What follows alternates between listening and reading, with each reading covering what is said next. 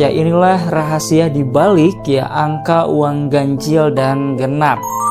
Oke, tapi sebelum kita bahas ke videonya ya teman-teman ya, komen dulu ya, aku siap berkelimpahan. Amin. Oke.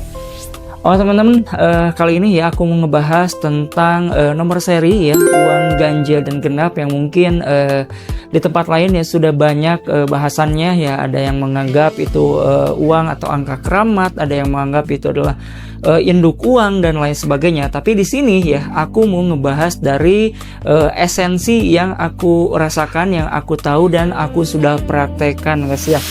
Aku juga punya ya uang pasangan ganjil genap ya, ganjil genap semuanya. Nanti aku tunjukin ya lebih detailnya nomor serinya ya, seperti itu. Nah teman-teman ya, saya jujur aja ya ngumpulin uang seri ganjil dan genap itu sudah di angka sampai punya jutaan teman-teman ya. Ya kurang lebih ya adalah 4 juta ya, itu pun ya dicampur dengan nomor yang kembar, misalkan 333, 999 dan sejenisnya seperti itu ya, terkumpullah sampai angka jutaan.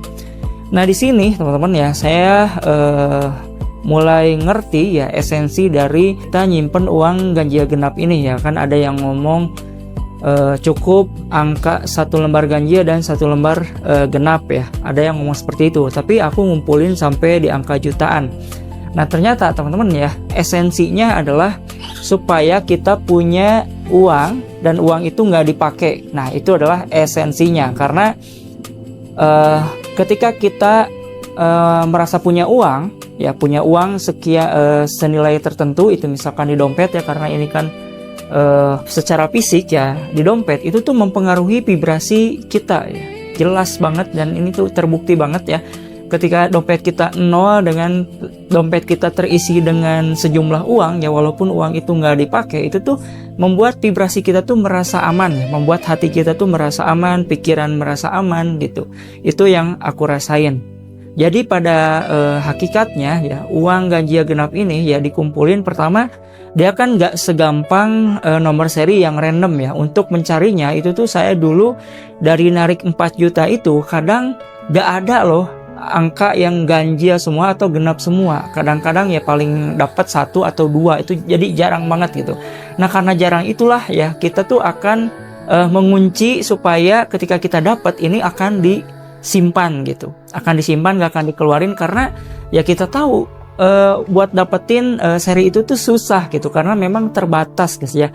Orang banknya sendiri itu ya, yang kerja di bank itu cukup kesulitan untuk menemukan uang yang seri ganjil ataupun seri genap. Nah gitu. Jadi esensinya adalah sama dengan konsep batas bawah. Jadi kita punya uang, tapi uang itu nggak boleh dibelanjakan.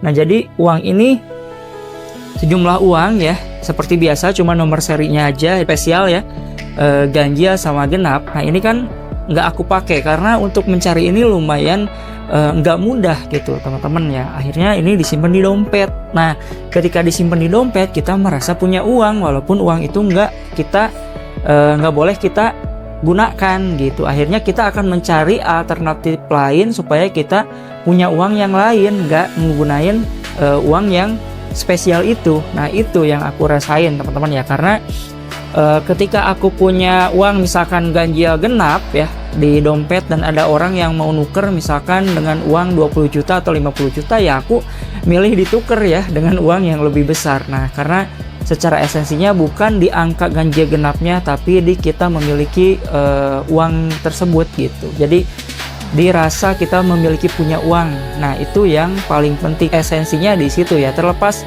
kamu mempercayai uang ganjil genap itu adalah uang induk yang bisa menarik lebih banyak uang lagi, yaitu masalah keyakinan. Kalau kamu meyakini itu ya, maka realitasmu juga akan terbentuk dari keyakinan yang kamu miliki tersebut, seperti itu. Tapi secara esensinya yang aku rasakan yaitu ini sama konsepnya dengan batas bawah keuangan. Jadi supaya uang itu nggak pakai gitu, karena itu tuh uang yang spesial yang nggak mudah buat dapetinnya, seperti itu. Oke, mudah-mudahan dipahami teman-teman, dan teman-teman bisa coba. Ini juga jadi challenge untuk kita bisa nabung gitu. Jadi bagi orang yang sulit buat nabung ya, terlepas daripada mungkin penghasilannya kurang, sebenarnya ya masalah saving nabung ini adalah masalah habit dan juga mindset.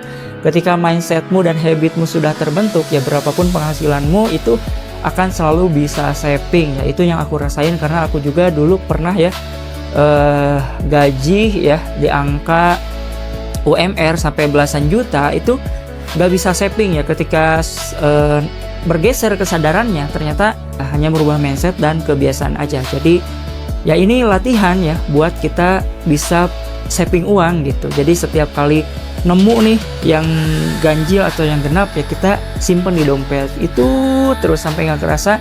Saya juga dari 1 sampai 2 lembar sampai di angka jutaan ya, walaupun sekarang ya nggak di angka jutaan, saya cuma simpen yang inti aja ya. 3 ini nominalnya 500.000 guys ya.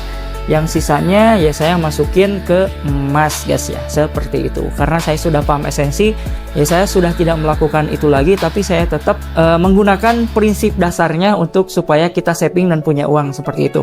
Oke, mungkin itu saja ya untuk di video kali ini ya. Mudah-mudahan teman-teman bisa menangkap ya isi daripada video ini ya. Saya Dian Alamsa pamit undur diri, see you to the next time, bye bye.